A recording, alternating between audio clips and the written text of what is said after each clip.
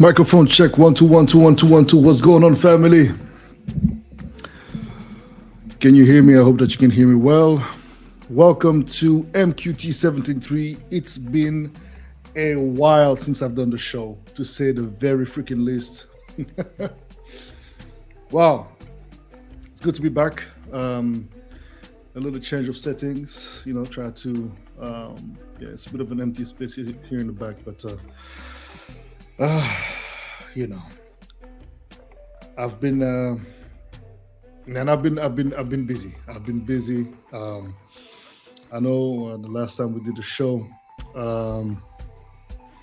I was having as a guest Dimitris Katsikinis from Greece, a very good friend of mine, and yeah, here I am, a couple of months later. Don't even know how far that was, but anyways. I'd like to welcome each and every one of you watching Master Electronic. What's going on, King? Hope you're good. DJ Creeper, what's happening? Yes. Great, listening to the show while you're cooking. Yes, while you were cooking. Yeah, exactly. No, I thought you were cooking, sorry. Yeah. Last been a minute since I've done a show. Yes, indeed. It's been busy. What can I start with, man? It's been, this year has been challenging in so many ways. I can't even begin to explain to you guys. I mean, it's crazy. It's crazy. I think for many of us, it's been a very challenging year. But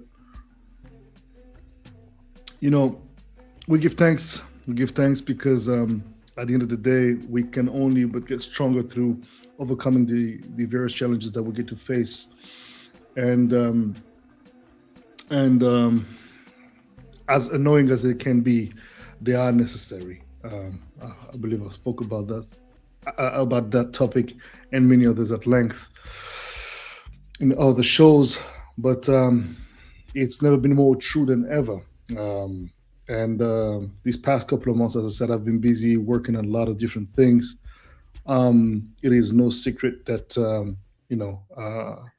I am involved in an industry, for those of you who are DJs, producers, etc., that is highly political, unfortunately, and a lot of shifts of realities occur at times, and it forces you, in a good way, I think, to just open up your perspectives and start digging into different aspects of your skill sets, because you're not just capable of doing one thing. I believe that we are able and capable of doing so many different things as long as we open our minds to those things and really embrace those gifts. And one of the gifts that was given to me this year was to be the ambassador to this festival called the TE Festival in Central African Republic. For those of you who may not know, I was born and raised in Central African Republic, in the capital city, Bangui. And I have not been in the country in 10 years until this very month of October. Was it October or September? I'm starting to, October 20. Yeah, until October 24th of this year. It was 10 years since I had been in the country. And I accepted to be the ambassador for this festival because, first and foremost, I mean, it's a way for me to give back. And when the creator of the festival, one of our most famous and recognizable name in the country, Idil Mamba. Idil is a beautiful Central African sister, singer, songwriter, musician, who asked me to be the ambassador for this year's edition of the festival. And to say the least, it's been difficult for her to gather everything. We've worked hand in hand together with a team to collect funds, as it's a self-funded festival. And it's a festival that has for purpose the reintroduction of the Central African culture to the Central Africans themselves, but also to the Central African diaspora, but not only to Africans around the world, within the continent, etc. So a very, very powerful festival with a strong meaning behind it, which I felt I could only but embrace and support. So I said, look, I don't look for a fee, I don't look for none of that. I'm happy to come, pro bono, as long as you guys, cover for my flights, accommodations, and food, and we're good. Which they did, and here we are. I was living on. That's a good question. I would have to look into my stuff, but I was living, I believe, on October the 20 something, 22nd, whatever. It was mid-October, towards the end of October. The festival was happening from the October 26th to October 28th, but I was there obviously a couple of days before the show, before the festivities, because I gave a workshop on DJing, music production, marketing, etc., etc. And so I'm about to break the whole story for you. It was a beautiful journey, I have to say. Like, man, words can describe, but you've got to be there to understand the feeling of going back home after such a long time. And so what happened is that on the day of my departure, I was supposed to. So I live in Lisbon, so you got to catch. I had to catch. There's no direct flights from Lisbon to Bangui, and the best route really is Lisbon, Paris, Paris, Bangui, with Air France. And so basically, my flight had like a 3 hours delay. Leaving Lisbon, I ended up having to sleep in Paris. So I was leaving on a Friday. I was supposed to like literally land in Paris and then have like a 45 minutes, transit and board on my flight for Bangui. But it didn't happen, didn't make it. So Air France just put me in a hotel for that night. Next day I want to hang out with Spud, one half of the French twins, my brothers from other mother, and we hung out, had a great time, lunch on that Saturday, and then Saturday night got my flight for Bangui via Nairobi. And so it was good actually to stop by Nairobi. I hadn't been in Kenya for a while, and it meant a lot because for those who may not know, I was one of the pioneers. Well, I wasn't a pioneer. The pioneers were Mutoni, the drummer queen, and brother Cortega when they were doing the Electrafrique and Blankets and Wine events. But I was one of the first international guests they had brought at the time. Early days, and introducing ancestral soul and Afro house in Kenya, early 2000, mid 2000s actually. But it was pretty much pioneering the sound, and so stopping by was really, it felt good. It brought back a lot of memories, and I couldn't hang out in Nairobi. I literally had to like step off my plane and run to get my other plane for Bangui, which was stopping via Cameroon, then Bangui. So on the plane, I was sitting next to this very successful Moroccan businessman, mogul, great gentleman, 60 plus years old, very very wise, and obviously you would say for the age, but not everybody that's old of a certain advanced age is necessarily wise. But very interesting conversations through the flight. As we landed in Nairobi, he was going to Kenya. I was going continuing my travels to Central African Republic, and so pumped up by this great conversation we had through the flight. We talked about business, strategies, etc., vision, legacy, etc. And as I'm on the flight to Bangui, I feel this energy. You've got to understand. The last time I was there, my father was still alive, and then I'm back in the country. I no longer have my dad. I no longer have my mother. Yes, I do have family on my father's side over there, no doubts. And I'm a grown. Not that I was a kid, but I'm 40 years old man now. A lot of things cross your mind. You're like, wow, so many things cross your mind. You think about so many things about your life, how far you've come, and how much is yet to be accomplished. I mean, do you sort of like have a review of your journey so far? And there's a big sense of gratitude and praying and just being grateful. We got to Cameroon to Douala layover. I mean, we had like a 1 hour and 30 minutes stop in Douala where we picked up another the other the guest headliner for the show, for the festival, Le Berger. Great artist, by the way, great artist. Uh, Absolutely talented and just a very nice guy. We we picked all these people up. It happened that the first lady, Central African first lady, was on the plane with us, and I kind of recognized it, but I wasn't too sure. Anyways, so we and because of the way I look, people, a lot of people, funny enough, thought I was maybe they thought I was a contractor, I guess, Russian or whatever. As you know, these contentious things going on right now, or you may not know, but at the moment, Central African Republic, and the overall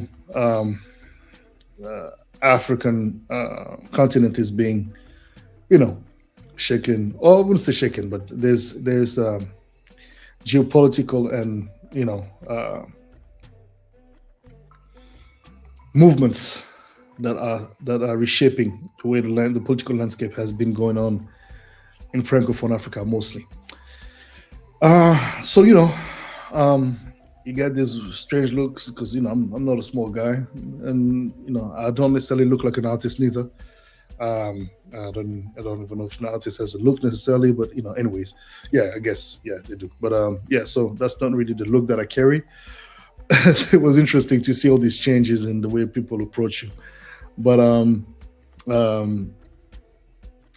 we land in Bongi eventually, and as we were about to land in Bongi, it's heavy rains. If you've ever been in Central Africa or in any equatorial countries, when it rains, it pours, but it's some serious rain going on. And when you're about to land in Bongi, there's a mountain. There's actually a chain of mountains, but basically this mountain is it's like a door, It's like, it's a valley. There's a mountain, then you have the valley going down, but it's pretty much like this, and you literally pass through the middle. It's always been, since I was a kid, a fascinating moment since I was a kid, because I was living in Bria. Even though I was born in Bongi, I lived in Bria, 600 kilometers east of Central African Republic. And whenever we would catch, my father's diamond company plane, we would, because it was out of safety, it's much safer to fly from Bria to Bongi. I always had that it was always a majestic feeling. And at that moment, I also recall, I mean, this journey is brought back so many memories. I wish I could share the images that are in my brain for you to, kind of see what I'm talking about. And I think maybe at some point I'm going to have to really work on a documentary that really displays all these images. But as we enter the doors of Bongi, as I call it, it was heavy rain, but it's beautiful. It's this green scenery underneath you, the forest. It's majestic. There's this heavy rains, and then there is this as we are about to land, there is this majestic ray of sunshine that the sun literally transperces the clouds. It's very poetic, very poetic. And yeah, it's like there was this heavy shower as I arrived, and then the sunshine shone some serious lights, and it just felt like the ancestors were welcoming me symbolically. That's how I felt about it. And you land, and then right away I noticed quite a few things that changed. I see like a bunch of UN airplanes on the tarmac, like a bunch, and I'm like, wow, damn, okay. What I used to recognize from the airport has changed, but then the main airport itself stayed the same, Bongimpoko. I don't know if I have some images. Maybe I can share some with you. Let me see. What is DJ Creeper saying it will always be political. Create your own lane where you control the narrative. And if you pay your own money to succeed, being independent is the best way to be spiritually connected to your music. Yeah. um, Certainly. I mean, you've gotta be ready to embrace that kind of life, because being independent sounds amazing, but it is very challenging. It is very challenging to say the absolute least. And so, I would say, yeah, if you can afford to do it, you should, but you need to understand that it comes with some pretty massively challenging um, um, aspects. So here you go. I'm uploading a little image that I took when I was landing, when we were arrived at the airport.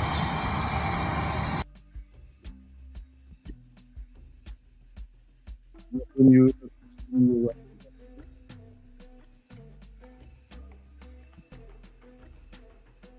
let's see if this is even working. This is my first time trying this, so pardon me if it's not working well, but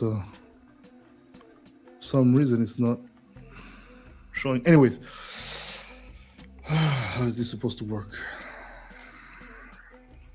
Let me see. There you go. So that's Bongi. Literally, when you arrive. So you can't really see the mouse what I'm pointing, but basically, um, if you look at the red building, this is new. Before you would arrive directly to the yellow building, which is the main area where the airport is. I mean, this is the arrival and departure zone. So that red zone is like the place where you go and do your you pass through the health area where people check your stuff. You got to fill out this little paper where you tell where you're coming from, which airline, da da da da, the usual stuff. And basically, as I pass through that, then you can go to the passport control, and then you can go to collect your bags. So as I'm about to go for passport control, I am grabbed by the chief of protocol from the Minister of Culture, and he says, "Are you Mr. Boddhi Satva?" I said, "Yes, that's me." He said, "Oh, please, you shouldn't be doing, you shouldn't be in the line. Please come with me." I said, "Okay, cool." So I follow him, and then takes me to this car, and then we pass by so you have the building of the airport, but then you have the presidential and you have two areas. You have the presidential area, but then you have the VIP/officials area. And so they took me to that official VIP area, and which is like a special thing where you don't have to handle your bags or anything. You just give your passport, your bag tags, anything, and they have somebody taking care of all that for you. So welcomed by the Tea Festival organization. Idil Mamba is there with her staff, and yeah, at that moment I just you contain your emotions, because this is also my first time meeting her. We've known each other through conversations, but we've never actually met. So all of these people, and then you sing this warm and very, very protocol-oriented kind of welcoming, which I was not expecting. I would have expected that for my dad or my grandfather, but for me, it was just like, whoa, this is unexpected, but very humbling. And me and Le Berger, welcomed, wait for our papers and stuff, and then we do this press conference, which was very interesting. The press conference was it was very funny, because the press didn't really know what to ask us questions, because it's like, this is a DJ, okay, he's a son of the country. A lot of people don't know who I am. Actually, a lot of the new generations, the older generations, like the friends of my dad, or the people that knew my grandfather, etc., may have known of me or know me, but it's just a few people that actually know who I am. At least to my knowledge.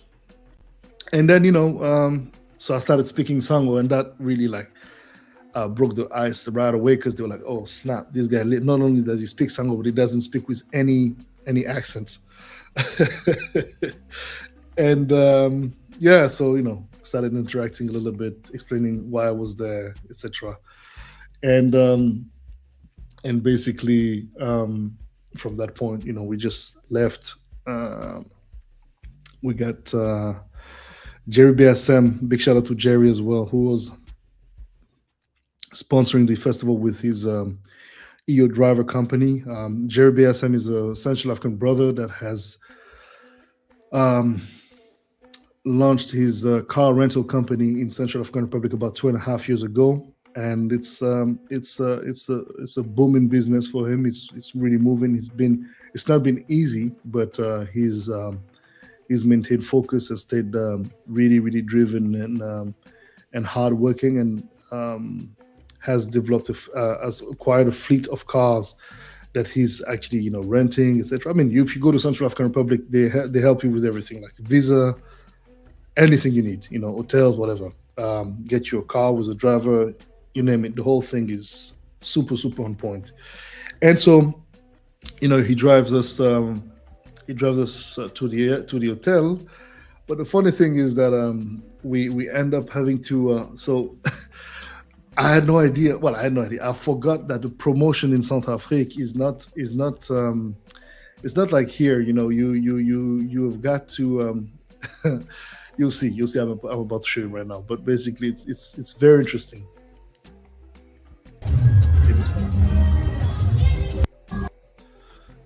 I don't know if you can see. So basically, they had the truck that you're seeing here, and then they had this guy on his bike. Um,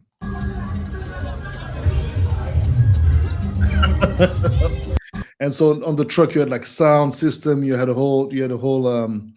whole shebang, and then you had an MC hyping them up, telling people about the party, telling people about not the party but the festival.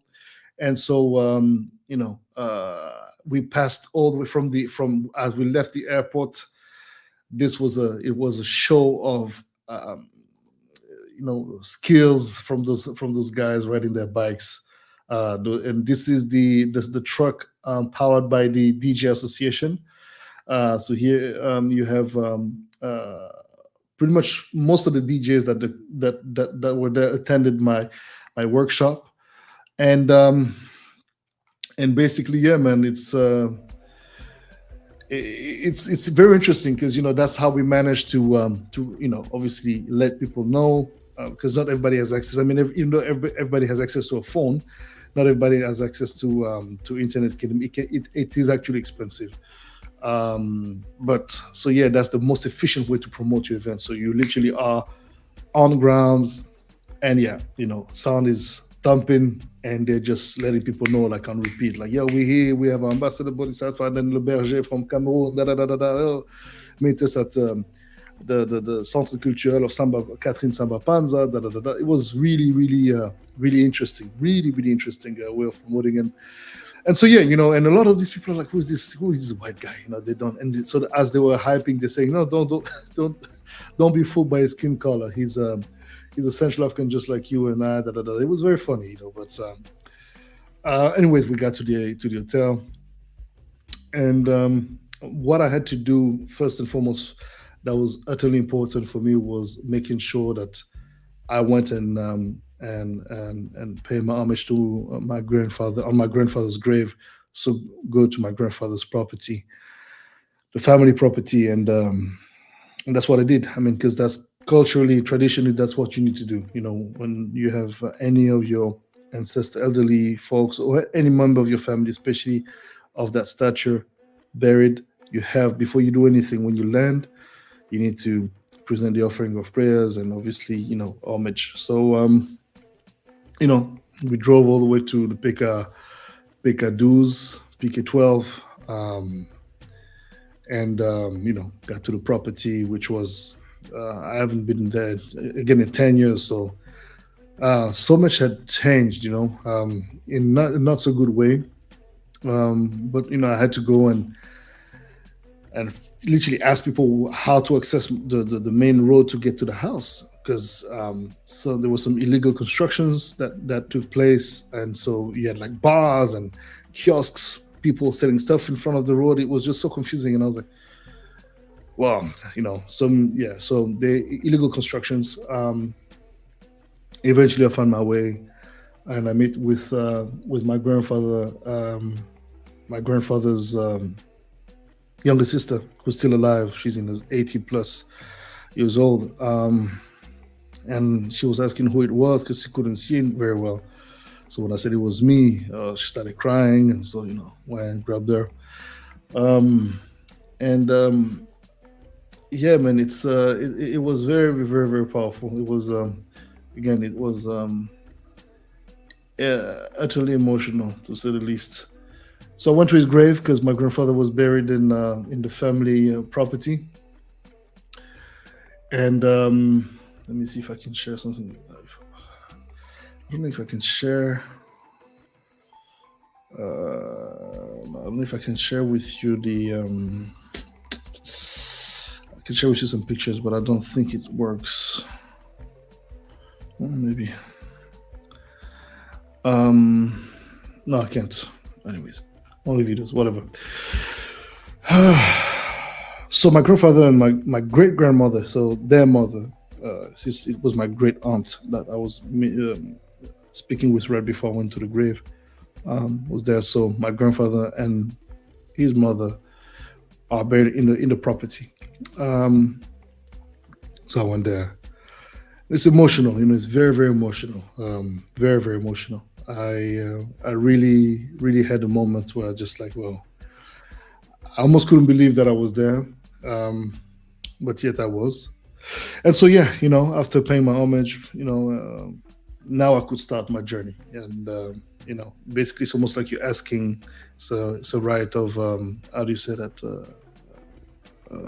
You ask permission. It's a sort of thing where it's like, you ask to be blessed upon this time you're going to be, you ask blessings upon this journey that you're about to have, and throughout the stay and beyond, etc. So with that being done, went back to the hotel, and then, here we go.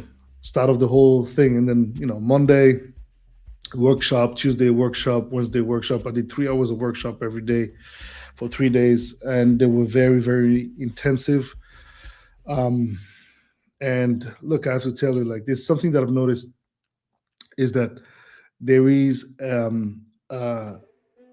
craving for knowledge. There's a craving for accessing information, that really was encouraging, because all the workshop were super, super busy, considering the fact that I had no idea how many DJs would show up. And actually, what's amazing is that because I realized that as I was working on my workshop, I worked on a syllabus of about 40 something pages, and worked on a different other projects to actually accompany these courses, these classes. I had like a digital version of the syllabus that I gave away, obviously for free. That all this work was about a month and a half time of work just to prepare all of these courses, from the most basic things as in explaining the history of DJing, when did it started, who started that, who were the first DJs, to describing all the different genres that existed and that exist nowadays, the different emulations of sounds, to marketing yourself as a creative, because I didn't have not only DJs, but I had like rappers, famous rappers from the country, famous designers, sculptors, painters, etc. You name it, artists in general. But funny enough, I was like, oddly enough, no women. And I was asking, I said, guys, how come there's no female DJs? There's no like, they're like, well, they are, but they didn't see no interest in coming to your workshop because, off the class, off the workshop, some of them were like, yeah, no, it's because you're not paying anybody for this. And I was like, what do you mean? They're like, hey, most workshop, because it seems like some organization, NGOs and stuff, they pay people to attend a workshop, otherwise people won't come. But I'm like, dude, hold on. And I understand about the poverty and all that, but what do you mean people get paid to come to a workshop? They're like, yeah, when people find out that there's paid workshop, they attend automatically. I said, yeah, obviously because there's an incentive to make money. But do they learn anything? They're like, no, no, no, they don't. And I was like, wow. So you guys coming here today, without any payment whatsoever, truly is a testimony that you are really here for the right reasons. And they're like, yeah, definitely. We're not, we know exactly what we're going to get from this. And actually, we don't. But after this first workshop, we know what we're going to get from this, because I literally gave them the full book. I didn't hide anything. I didn't, kept any information as to how you need to work. I literally gave them the full plan on how to move and shake things as an artist. Greetings to those joining us. HAKDA, AKDA. Okay, love your music. I really hope you make some music in the future with liberation of Africa in mind. Mama Africa, love from Morocco. That's right. Assalamu alaikum. How are you? Yes, indeed. Yes, indeed. Yes, indeed. Well, I have made different sounds and where I speak subtly, but where I speak about that. We release music all the time. So check it out. Check it out. It's available every week almost. I have a new song coming out. Brian Smith, what's going on? Yes, indeed, brother. Indeed, glad to be back on the nets on this thing called YouTube. Different little setting, wide angle. Make it a little bit more interesting. Even though I got to figure out something for this empty part. But anyways, yeah. So these guys were, literally telling me, yeah, there's female DJs, but there's not many. I think 2 or 3 in the country. And I was like, wow, this is crazy, man. And so, interestingly enough, I found out through these workshops that a lot of these DJs are, they are guys that learned from this, like, so there's what's the names actually? I forgot some of the names. Hold on. Because I don't want to be messy. Yes, here you go. You see, I gotta shout them out properly. Yeah, there was Jan Mix, DJ Boris, and DJ Yassin. Legendary DJs, actually. Those guys, Jan Mix, Boris, and Yassin. Actually, DJ Yassin is the initiator of the Central African Association of DJs, together with DJ Boris. And Jan Mix are like, those 3 guys are like the OGs, some of the OGs. Before them, there were some of the OGs, but I forgot their names. And so, I literally asked everyone to present themselves. So from, and it's funny because it's funny. It's interesting because a lot of the people didn't quite know how to introduce because they were ashamed. But I was explaining to them, there's no such thing as good or bad. Just introduce yourself. It doesn't matter if you've been doing this for 1 year or 15 years or 20 years or 30 years. Just introduce yourself. Let's all get to know each other. And obviously this is not a common thing to do. But then you also got to understand, people are shy. There's no self-empowerment sort of thing going on, and so there's a lot of self-doubt. And I was like, okay. When I realized that, I said, I literally had to break it down to everybody and be like, guys, don't, like, literally nobody really wanted to speak. So after I introduced myself, which I didn't really dwell too much on introducing myself, because I mean, what relevance is that of? You know what I mean? I was here to learn about them, and then they would learn about me through the knowledge that I'm sharing. Now, all my accolades and all of that, who gives a shit? At the end of the day, it's not about that. It's almost like, you flexing muscles in front of anyone who doesn't have or have just limited amount of muscles. It's stupid. It makes no sense. That's adding to the actual, sense of diminishing somebody's value. So I wasn't going to do that. And plus, it wasn't about that anyways. It was more making them understand that we are colleagues. We are all in this together. And yes, there's different levels of accomplishment and degrees of success that has to be respected and obviously, valued. But the bottom line is we all start from somewhere, and usually that somewhere is 0. And so, yeah, as we exchanged ideas and we really got in 3 days. It was very intense. And actually, on the third day, I really was on the verge of crying because I felt like I just felt very. And as I reminisce over that, it's making me a bit emotional because I felt so blessed, man, so honored that these brothers took upon their precious time. A lot of them are, they're hustling. They have other jobs on the side. They get paid very, very ridiculous wages, even for the country. I mean, I understand that, the job of a DJ is not valued, but it's ridiculous what they're getting paid. It's ridiculous. And so I've learned a lot on how they actually position themselves and how they work on events, they promote their events and how they make money. Some of them is through sponsors, but it's not really a known thing because the DJ is not very much at the forefront.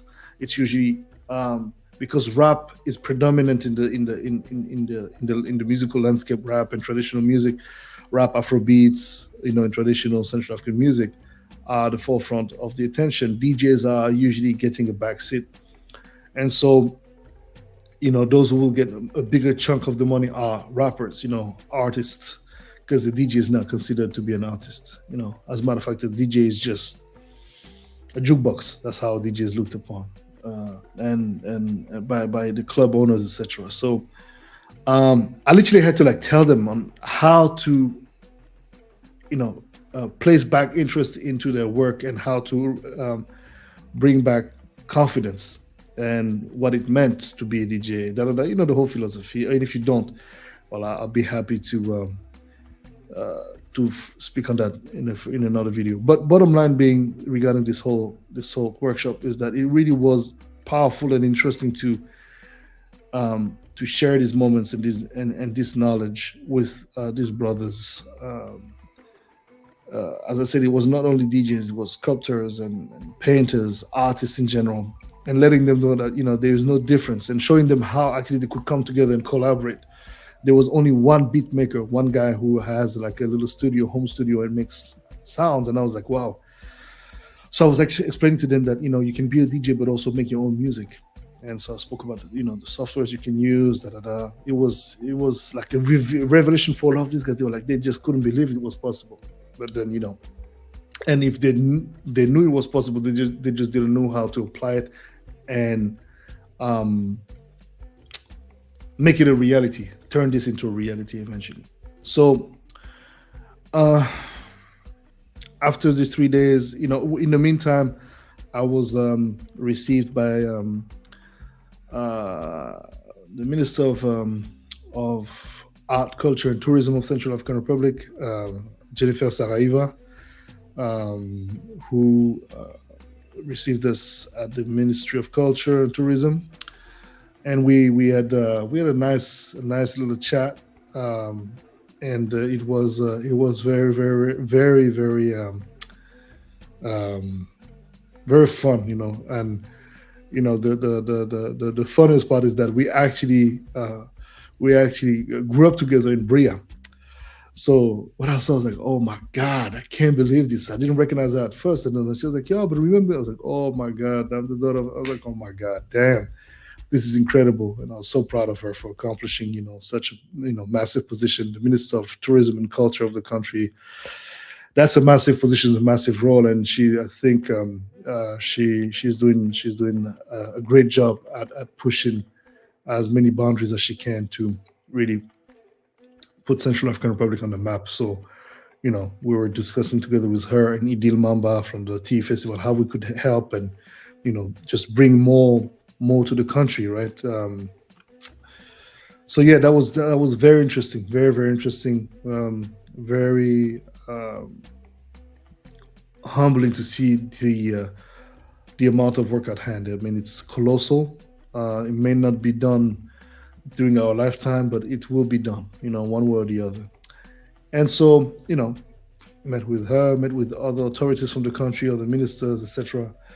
And yeah, man, it was interesting because a lot of these people are like, we're fans of your work. We've been following you on Facebook. And I was like, because since I don't know who is who, they're like, yeah, man, And I'm like, dude, wow, this is incredible. So yeah, I've been fans of my work. Yeah. you're the most recognizable Central African abroad. And I was like, I mean, there's a few of us doing things. They were like, yeah, but you claim your Central Africanness and you claim your your pride of being Central African, and that you know always always will attract more attention than most. And I said, oh, okay, well, so anyway, thankfully I'm not the only one, and hopefully we'll be able to bring more of the diaspora together, because that was something that I noticed through this stay, is the amount of Central African from the diaspora flying back home and really doing things back home, like from this brother Jerry Bear Hassam with his EO driver company, rental car rental. They do car rental, they do like visa, they do your book your hotel, get you like a driver if you need security, whatever. They got you covered, from these other brothers in construction. So I mean, there's so many different forces, so many different sisters and brothers coming back to Central African Republic, building properties, house, establishing themselves. It was so inspiring, man, so inspiring. Um, and I have land. I have a massive land, as I just said earlier. I have the land of my grandfather, which is absolutely huge, and it's a family piece of land. So I was like, it's gonna take some time because the land is so big. I mean, it requires, obviously I have to take all these clandestine constructions out of the land, but doing it slowly, giving people time to figure out how they're going to do it. And plus, I'm not going back there soon. But the point being that there is a lot of things that can be done, and I'm advocating strongly for the country, because as much as we've had war just a couple of years ago, we've gone through so much. I was amazed to see the return to peace. How we used to have this thing with between Muslims and Christians, which was all created, by the way. But anyway, it led to massacres and all sorts of nonsense, which I spoke of on the show that I dedicated to the Central African Republic about a couple of months ago. And to see that everything got back to normal, people are back in a peaceful state. And again, it's just so humbling, so empowering, so beautiful to see. And the resilience that we have, and the sense, and the need, and on top of that, the desire for peace that we have. Central Africans are not people who want to go. No people want war. No people want none of that nonsense. People want to be happy, want to live peacefully, want to be able to feed their family, see their kids grow, make their money, enjoy their life the best they can, and fucking move on with their lives. You know what I mean? Thank you, Brown Smith. I appreciate that. Yes, indeed, brother. I appreciate that. So when you look at this, and you see that after such troubles, an entire country which has the advantage of speaking the same language, we have two national languages, which is Sango, Sango and French. But the entire country speaks Sango, which is a big chance for us.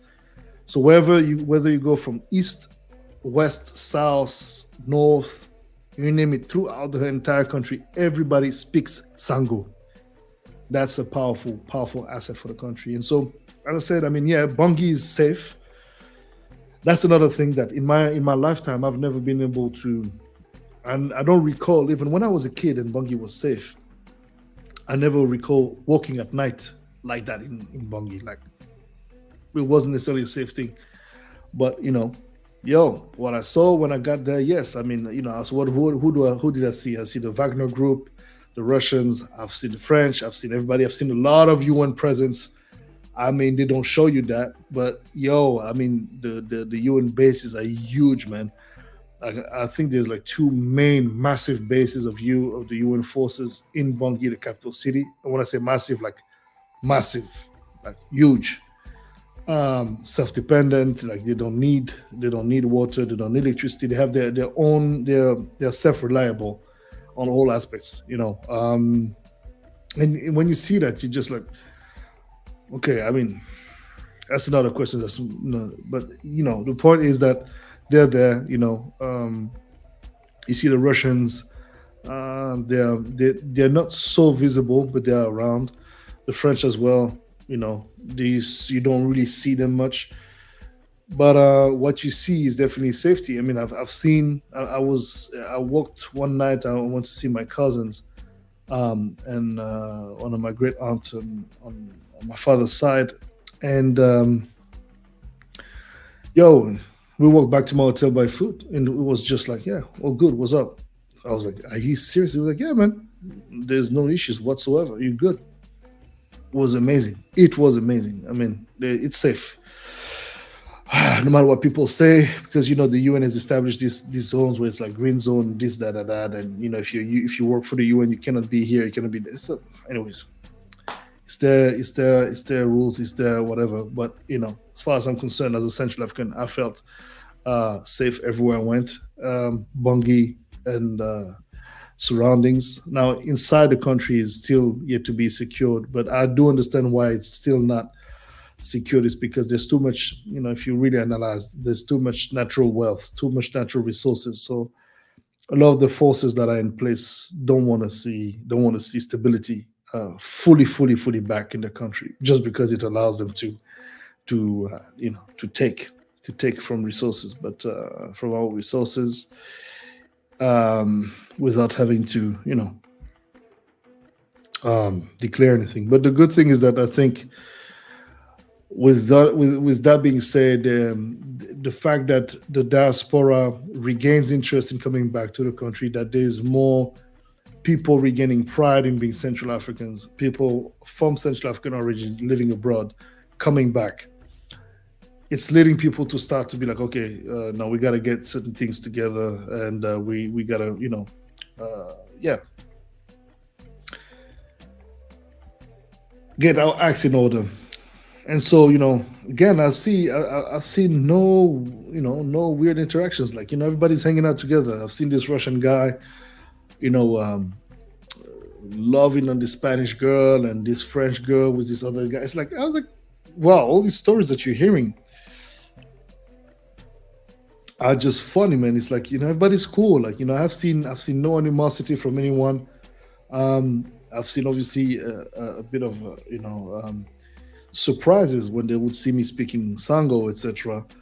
But, like, yeah, man. I mean, you hear so many stories, and when you're there, you're like, this is not the reality that is being depicted on this side of the world. And you wonder why. You wonder why people want to maintain and entertain um, negative comments about countries like my country, the Central African Republic, because when you see the people of my country, when you see the desire, when you see the resilience, when you see the power and the wealth of our culture, and just this power and unity that we have, and again, as I said, there's resilience. Why would you not want to support these people to actually, you know, be able to live in a peaceful country, and a country that actually um, is prosperous, right? But again, with time, I'm sure we're gonna get there, and it is getting there. Bangui, the capital city, has never been, obviously, since all these recent years, so um, inhabited with life and projects and ideas, and things are moving. It's moving at its own pace, of course, but things are moving, and it is possible. It is possible. You can develop business, you can develop activities, um, and you will have results. I mean, the consumers, obviously, yes, there's poverty, but there's just different ways you can make things happen. I mean, if these DJs that I'm seeing here, all of these names that I'm seeing here, that some of those are the names from the first day of my workshop. If they all can survive, um, doing what they love, and maybe having another side hustle, or not, but doing what they love nonetheless, you know, it is possible. It's about just providing tools, etc. And so, all that to say, in the end, that it was a very, very powerful stay, very powerful journey. super humbling and profoundly elevating spiritually. I mean, ah, I give thanks. I give thanks, and it was about a month ago now, and I came back full of inspiration. Full of inspiration. I've been working hard, passionately, dedicated, and excited. I'm so excited about what the future holds. It's yeah, man. I'm excited about what the future holds.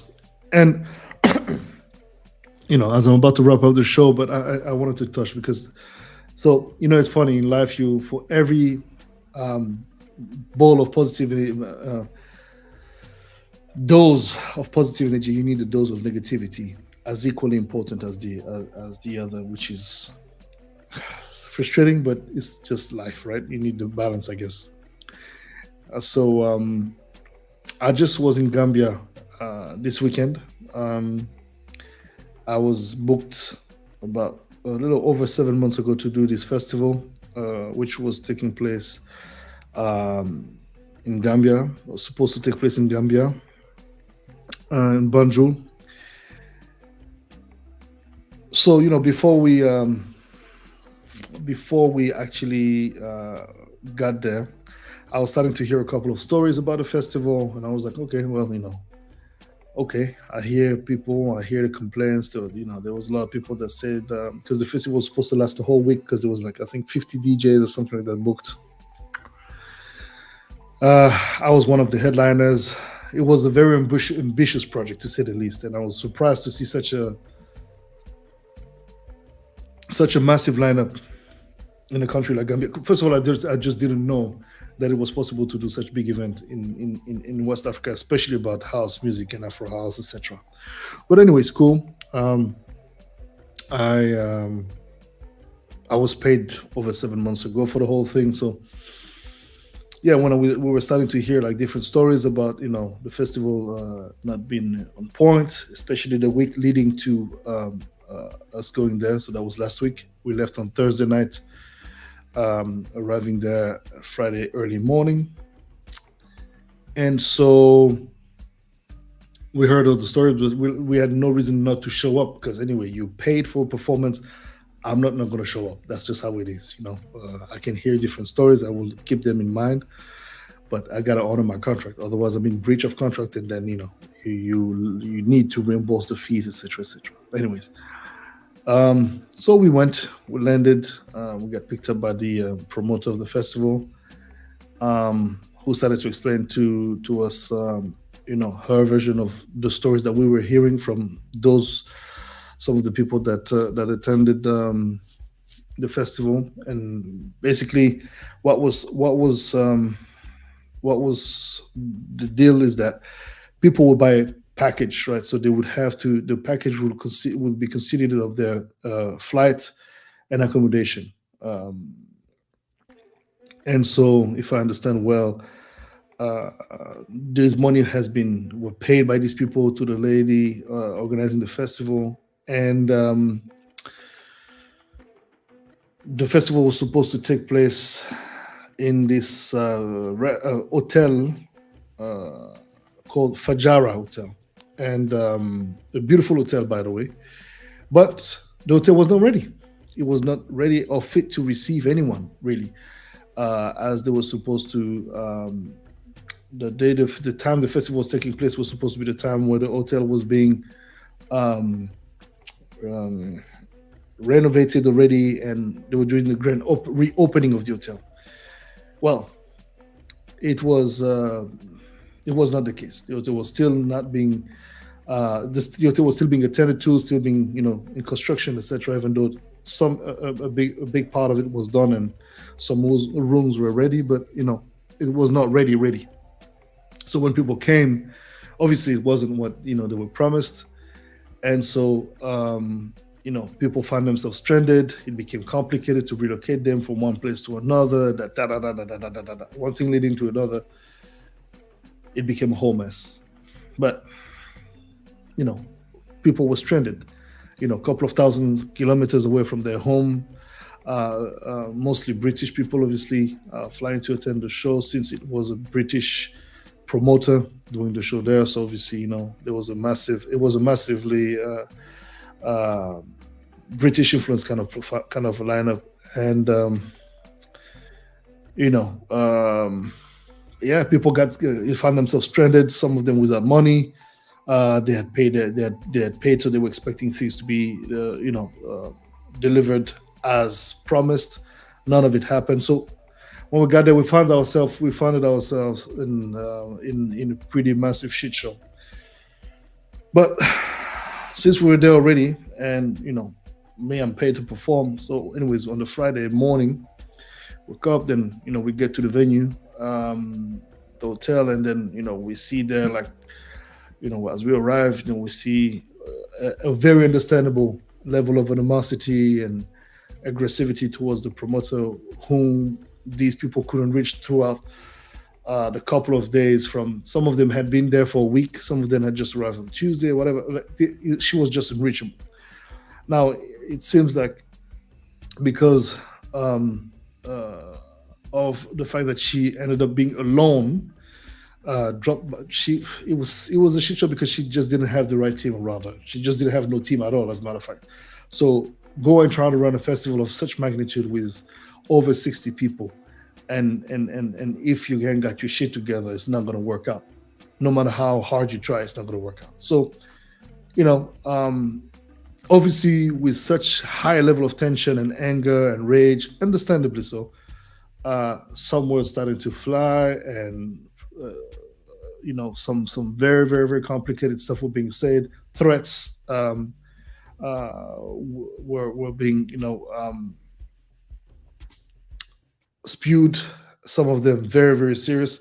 So I was like, dude, I mean, and these people are, understandably, when you're angry, hungry, thirsty, some of them without money, whatever the case may be, you are going to be feeling some type of way. And you know anybody who knows me, I'm about peace, and I know it's hard to try to bring some sort of reason to people who paid for something they're not getting. I mean, I would be in their position, I would feel exactly the same fucking way. But again, trying to mediate the situation and use my influence, my name, da da da, to just, like, okay, let's figure out a way where we can relocate the people who are unhappy with their accommodation into the right place. So I started talking to, the local partners of the promoter, who were super apologetic for the situation. It was a massive shit show. A bunch of things started, like, it's one of those things where it's like just ripple effects. It gets worse and worse, and it almost feels like there's no solutions. So we're starting to say, okay, let's try to organize things where we can help those who are stranded, everyone who's there at that hotel stranded, looking for new places to go out, etc. Make sure they were fed. I mean, there was a bunch of things that just was not on play. Like, there was no sound system. There was none of the things that was supposed to be there. None of the things that actually make a festival was there. None of it. Now, a lot of it can be explained by different stories. The bottom line is that the organization was not good at all. But when there are certain when there are certain words, certain threats that are going on. Look, I'm a man I'm just not gonna let anyone, like, if I'm around a person, a woman in this particular case, no matter what you have done, right? If people threaten to hurt you, you haven't done anything to me, right? And I don't really care what. You don't deserve to be. I believe you don't deserve to be killed, or you don't deserve to be, or any of these things, or threatened to the point where you got threatened. And if it would happen in front of me and I wouldn't do anything about it, what am I? Now, obviously, none of these words were acted upon.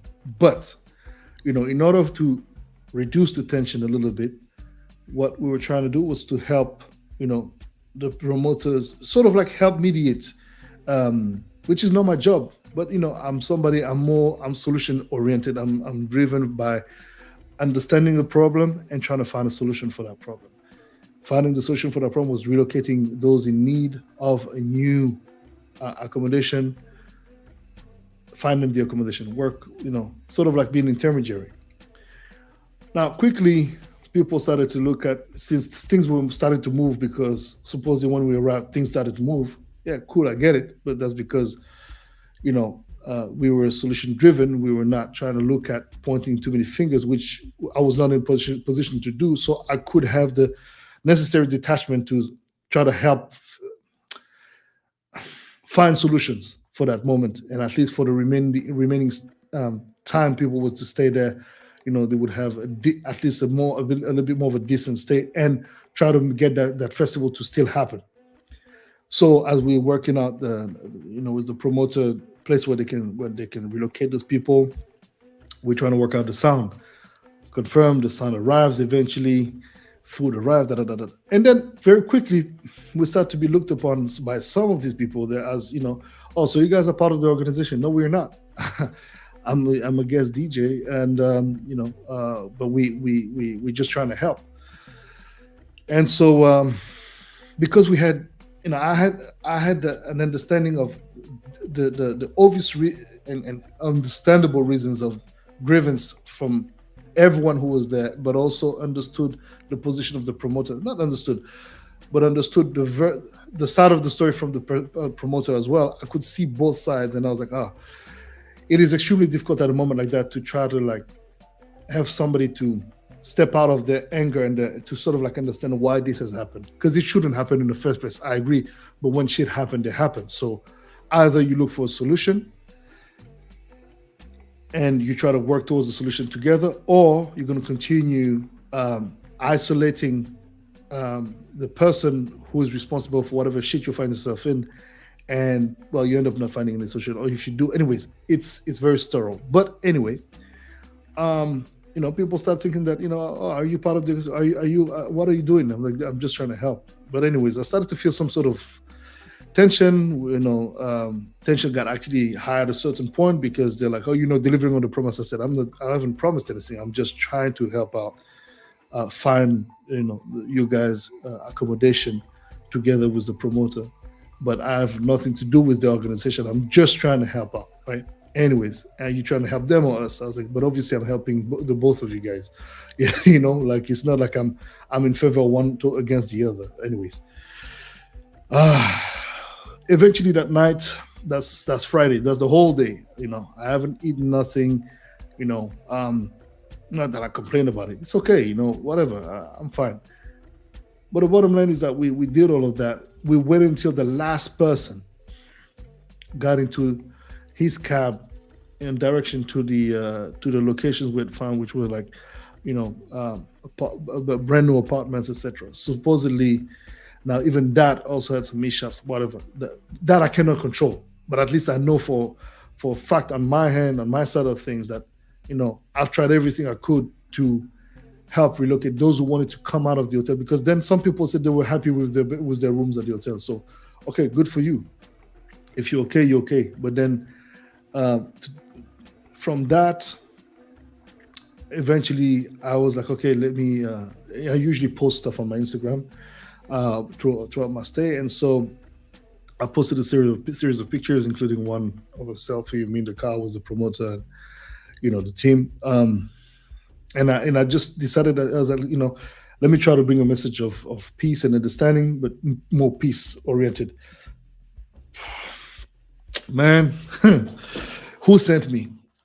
So as I wrote that message, posted it, the same night I'm starting to get people from the UK, because that thing became a huge thing, obviously, understandably so. And so people started to call me all sorts of names, inconsiderate, this. By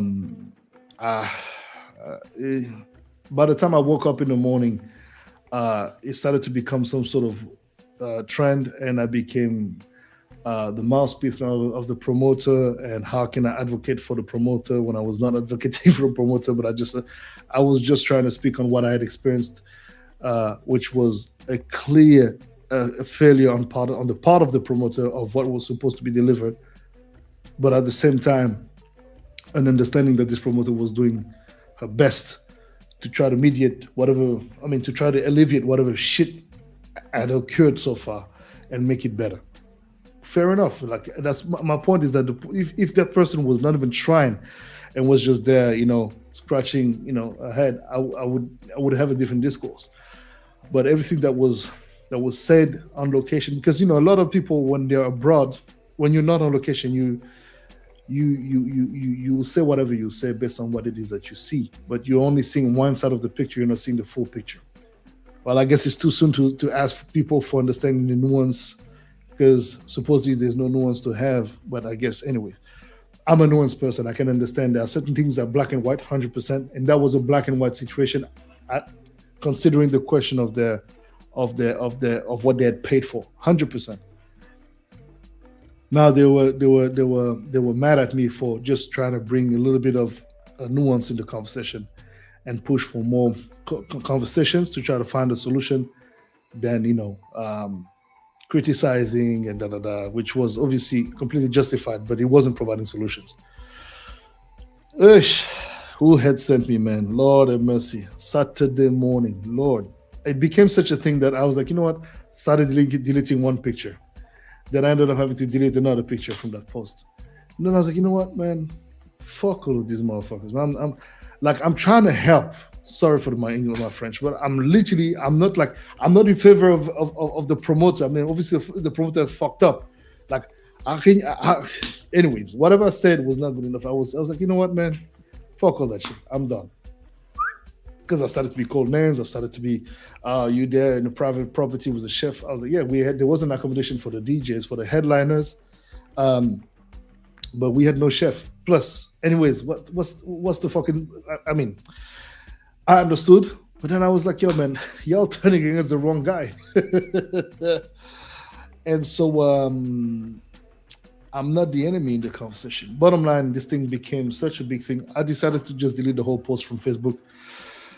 I kept it on my Instagram. I just removed the whole thing I wrote, and I just kept some hashtags, whatnot.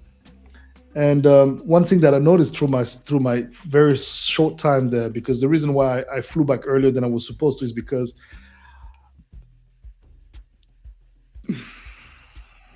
actually two things made me write that message. Number one is the fact that three actually. Number one is that I understood the wrongdoings of the promoter, 100%, which she acknowledged herself and has promised she would actually reimburse each and every person to the dime. So I do hope she holds a promise, because I said, at the end of the day, yes, indeed, I can understand why people think that I'm defending you and I'm coming to your defense, because I'm bringing nuance, and nuance is usually to try for people to sort of come to an understanding. And yes, it can definitely appear as I'm coming in defense to you. But I do understand that you're not badly intentioned. So I do hope that this gets resolved and you don't lose more credibility than you already have lost by at least paying back everyone and showing that you are not the person that you're being described to be, which she has promised that she would do. And she didn't just promise it to me, she promised it to other people that were there. Now, whether she's going to follow up on a promise, I cannot hold that person accountable yet until I see eventually, not that it's any of my damn business anyways, because at this point I'm like, you know what, when I'm trying to help this, how I'm being treated, well, for all I care, I'm back home and I move on with my life, because I'm not going to be bullied and treated like a piece of shit that I'm not, by people who truly are not understanding what my intentions were, or not able even to read, because my message wasn't in any way, shape, or form dismissing anyone. But anyways, I'm not expecting everybody to have the kind of intelligence that is required in a moment like that. People react more than they think. So all good. So first of all, the people that were wronged in this whole thing. Secondly, this lady whose life was threatened by a couple of people in the festival, including when we were there, some threats were made, faced in front of me. And I was like, whoa, this is getting to a different level now. And understandably so, people would say things out of anger and rage, sure enough. But if you've been in an environment where I mean, anyways, we'll see. But I hope nothing bad happens to this person. But it wasn't good looking. And then the third, which probably should be the number one reason, but I decided to go in this order for a reason, because otherwise I'm going to be called another name by anyone who's watching the show, which I have no problem for them watching. Say good. I hope you do understand my intentions here. And the third reason was the way the staff of this hotel, but not only, but principally this hotel, because I cannot speak of things I haven't seen outside of that hotel, how these people were treated by those who were there, black or white alike. They have treated this staff all by day, not all, because I haven't seen an entirety of people treating these people badly, but quite a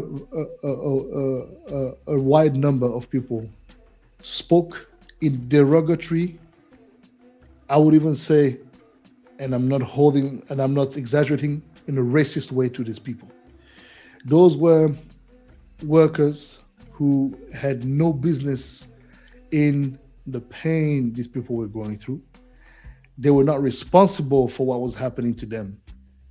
And though I can understand things can go heated very easily and you can start talking loud, this and that and the other, but these staff has been bullied since the very moment I've heard from the staff these people came to the hotel, as if they were responsible for the shit they found themselves in. So it's one thing to be bullied, but it's another to have racist words being used and derogatory way of speaking to another human. I mean, when you hear people saying, "You better fucking serve me, you here to serve me anyway," or "fuck off," or this and that, like you talking to elderly gentlemen, young women who are, like from the cleaners to the receptionist. There's been some messed up shit that was said, and I was like, you know what? As much as I understand you have all the rights to be mad about what the promoter has done, and especially not done for you, it is not a reason for you to disrespect my fellow brothers and sisters of the continent. And I am not Gambian, but this is a country that has welcomed us, and these people are trying to do their best to at least attend to your needs. And the way you're speaking to them is despicable. And so this one, woman addressed me in a way, and I was like, no, come on, I'm not going to take this anymore. Like, I'm not the organization. I'm trying to help, and now I'm being targeted by your shit. Like, are you fucking out of your mind? And I said, no. So the reasons why I wrote that message is because, and actually, I could go much deeper, because there's layers to this thing that I haven't even spoken, and I'm hoping that I won't have to go to this depth of description of things, because it is unnecessary, and I have too much respect for my Gambian people, brothers and sisters, because as a Central African, any African is my brother and my sister. And yeah, you may like or not what I'm saying, but I'm a Pan-Africanist, so it is what it is, and I respect my hosts. Therefore, it is clear. I've heard that everybody said that they were happy about the way they were received by the Gambians. I mean, that's the least they could freaking say. And I'm not saying that everybody was and behaved in disrespectful and racist ways, but I have indeed seen some of these attitudes being displayed at that hotel upon the staff. With that being said, when I saw that on that Saturday, and I was like, and I saw the way things were moving and how some people were trying to take over. This is no longer the event. You're working for me. Threats, this and that. I was like, yo. I told my agent, I said, you know what? Let's look into this shit. He was like, yo, I'm changing the flight. I was like, yep. Change the flights. I was gonna stay, but I was like, nah, I'm not staying into this, man. First of all, people are targeting me, making me down a new enemy, when my intention was in no way, shape, or form to try to diminish anybody's pain or anybody's struggle. As a matter of fact, trying to help and find solutions. But okay, no problem. Y'all can stay in your stuff. I'm out. And so, yeah, that Saturday, that very night, we were able to change, we had our miles, whatever. We changed our flights. We left we left on Saturday after I performed, because now I'm hearing, so now the news story this Monday. My name is appearing in different medias in the UK and whatnot. and they're trying to make it sound. Anyways, man. Hey Lord, you funny man. These people are lucky. I'm a peaceful dude, man.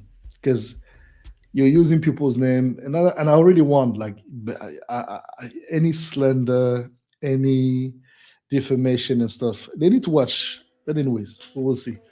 Anyway, people love to talk. People love to get excited over things, and obviously they need to find enemies everywhere they can. When I guess they feel it's justified. But sadly, you know, uh, somebody called me a guy that tries to be a good Samaritan. Well, good Samaritans like me, may not want to be good Samaritans anymore after such a thing. Because you know what? You learn a big lesson from this, at least for me, is that I won't help anymore. Next time I see some shit like that, y'all can stay in the depths of that shit. I have nothing to do about it. Because again, I just try to use my influence and capacities, and I believe it has moved and shaped a few things positively. Maybe they won't see, maybe they will see. It doesn't matter. I don't want their approval, nor do I need it, because there's a bunch of people that use that opportunity to spew some very tainted words about me. And again, since they're not people that support my work anyway, I don't really care about them. But I do see what is their motivation deep inside. And some of these people sometimes wait for something like that to happen so that they can speak the true mind. And it's good. I have all their names and I understand who they are. And I couldn't care less if I never see these people again in my life, because, again, I have nothing to do with their pain. If anything, I was, again, just trying to help. But yeah, so your boy is being called out in the medias and online medias, etc. But I hope they do understand that the more they go, the deeper they try to go into this matter, the deeper certain things that happen there that hasn't come out and hopefully won't come out. Hopefully for the British in general, stay where they need to be stayed. Because at the end of the day, as far as I'm concerned, I have a very clear conscience. But a lot of these people, as much as they have all the rights to say what the things that they've said, quite a few things were going on there that, yeah, in front of the law wouldn't quite work. International law, I'm talking. So, and this is not in defense to the promoter. I couldn't care less at this point, because now it is my name and my reputation that is being put questioned by people who have tried to help.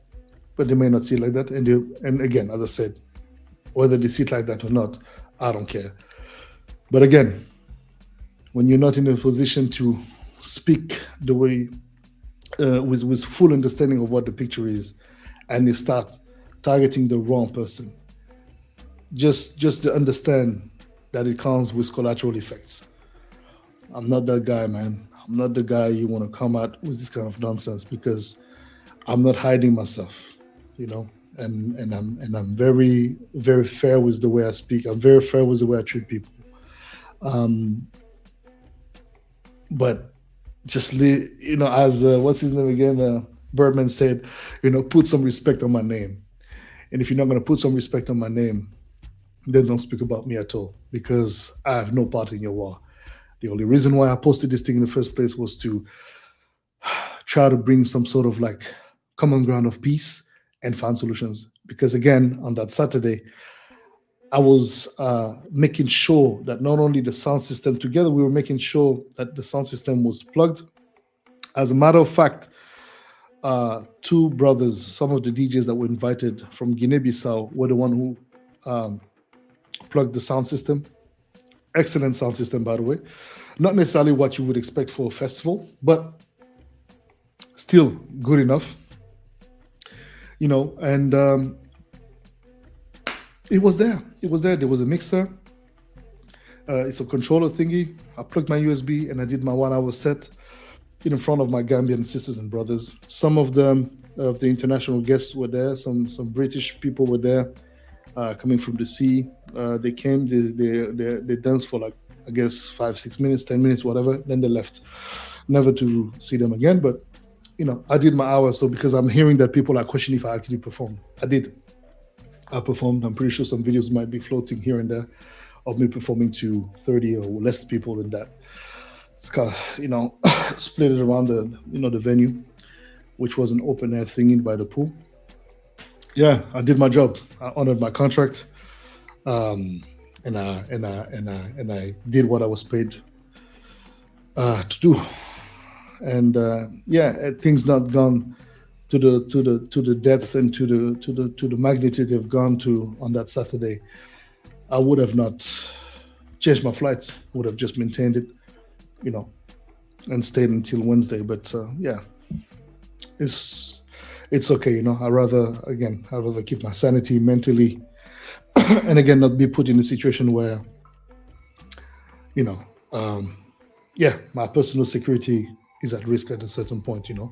So um, me and my agent we decided, to just leave that same night, and we thanked our Gambian hosts who were again Gambia is to move on a more lighter note and a positive note. Gambian people are some of the most patient, humble, brotherly people I've met in a very long time uh, around the world. Like I've seen kindness everywhere, but Gambia is wow, impressive. Bonjour, nothing but respect for displaying such grace and yeah, you deserve better. You deserve much better than what you as Gambians. You deserve much better than what you had to witness and to endure. And I do hope that this kind of foolishness in terms of organization don't ever take place again in your country, because or any country for that matter. You know, and this is a good advice for anyone. Like as an organizer of event, you cannot improvise yourself. An organizer, you can, you may have the best intentions, you may have the best ideas, but if you don't surround yourself with the right team to help you execute those ideas and this vision, doing it yourself is extremely risky, especially with project of such magnitude with that many artists. It's a big risk, even as a professional. But at least as a professional, you really have different plans in place to make sure that from people arrivals at the airport to their accommodation, everything is taken care of. There's a whole plan put in place that is comprehensive of any unexpected situation, last minute, whatever. Um, yeah, but as I said, shit happened in life, and it's usually when when you expect them the least, or usually when you actually could do something about it in the first place, but you didn't because you got caught up in believing, that you could do it. We've all have done it on different levels. Unfortunately, when it's at such level, I understand why people feel like it's unforgivable. But we've got to find strength in our hearts to understand that a lot of in this. I want to believe that this woman, the promoter, was just too adventurous and took an inconsiderate risk that led her to find herself in that situation. And that's me showing empathy because I'm an empathic person. That doesn't mean that I'm not understanding the necessity for this woman to actually be accountable for what it is she needs to be accountable for, which is not delivering on the promise of a festival and a memorable time for those who attended it. But I want to believe her now, and I want to stay positive that everyone who was affected negatively by the situation, she will honor them and at least reimburse them fully for the expenses that they consented for something that didn't get at the end of the day. So if by saying that anyone wants to say anything negative about me again, as I said, we shall see. We shall see. But again, as I said, it's unfortunate. It's unfortunate. As I said, it was this year. It's not finished yet, but I can tell you, I am. I can't wait for this year to be finished. We'll see what next year will bring. Obviously, it doesn't look too bright neither, but at least this one will be over soon. Because man, I'm a positive dude, but woo wee, mm, this year was tough, man. It was unnecessarily tough, unnecessarily tough. But hey, we give thanks, family. With all of that being said, I thank you very, very much for watching the show. I hope that you've enjoyed the conversation, or at least, well, the monologue slash conversation. Um, and I do wish you all a beautiful, beautiful rest of the week. This was Monday Quality Talks, MQT 73, show number 73. It was yours truly, Boddhi Satva. Feel free to show some love. You can donate. You can donate either live through the super chat or super stickers, or you can donate, via PayPal and any other platforms that you may want to use. I have all the links in the description section of the video. And yeah, keep on supporting, keep on showing love. Go and stream the music. I have a new release that came out this Friday, as a matter of fact, called Painful Growth. It's a reflective kind of EP with 3 songs. If I, a song on which I'm singing and doing spoken words in Sango and English. Then you have Cause of You and you have Painful Growth. So it's experimental project that's getting quite the love actually, and I'm super humbled and happy about it. I didn't expect anything about it. I just, as you know, I'm just putting great music out and at least great for me to my taste, and I hope you feel the same way. But yeah, so go stream the music. It's available. Get the merch on my website, www.boddhi-satva.com. And yeah, family, as always a pleasure. I definitely I'm happy that I was able to deliver this show. It's been long overdue. But here we are again. Inshallah, see you all next week for another edition of Monday Quality Talks. God bless, stay safe, and yeah, thank you to everyone who watched and to everyone watching as a replay. Bless.